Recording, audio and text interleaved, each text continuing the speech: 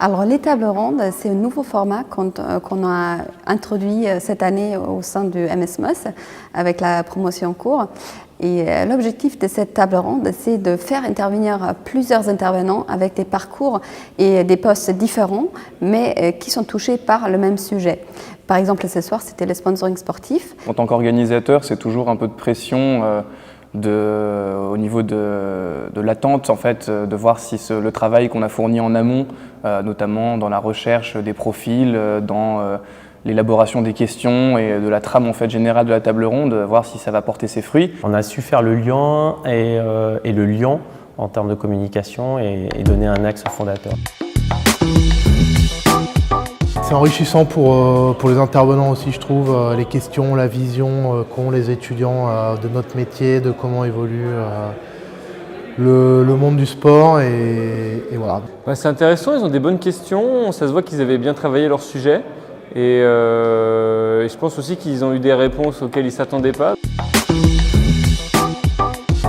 Je leur conseillerais de choisir un bon stage de fin d'études parce que c'est souvent ce stage-là qui permet de le convertir en contrat, en CDD ou CDI, mais c'est souvent celui-ci qui nous permet de s'inscrire dans le marché du travail et d'enchaîner après et de commencer une carrière. Le principal conseil que je leur donnerais, c'est surtout d'être proactif et de se faire leur propre réseau, rencontrer le plus de gens de manière formelle mais aussi informelle, participer à des forums, à tout type de réunions où ils peuvent parler aux gens, même les gens qui ne connaissent pas. Et puis peut-être qu'une personne connaîtra une autre personne qui sera la personne qui les embauchera.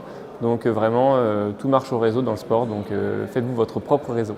Les acteurs du sport aujourd'hui recherchent beaucoup de compétences et c'est intéressant pour eux, à mon avis, d'avoir une expérience en parallèle dans un secteur d'activité différent. Et ça leur permettra, à mon avis, d'acquérir une expérience qu'ils revendront très bien après pour rebondir dans le secteur du sport et ils sauront faire le parallèle avec leur formation MOS et l'expérience professionnelle qu'ils ont, ils atteindront des postes plus intéressants plus rapidement.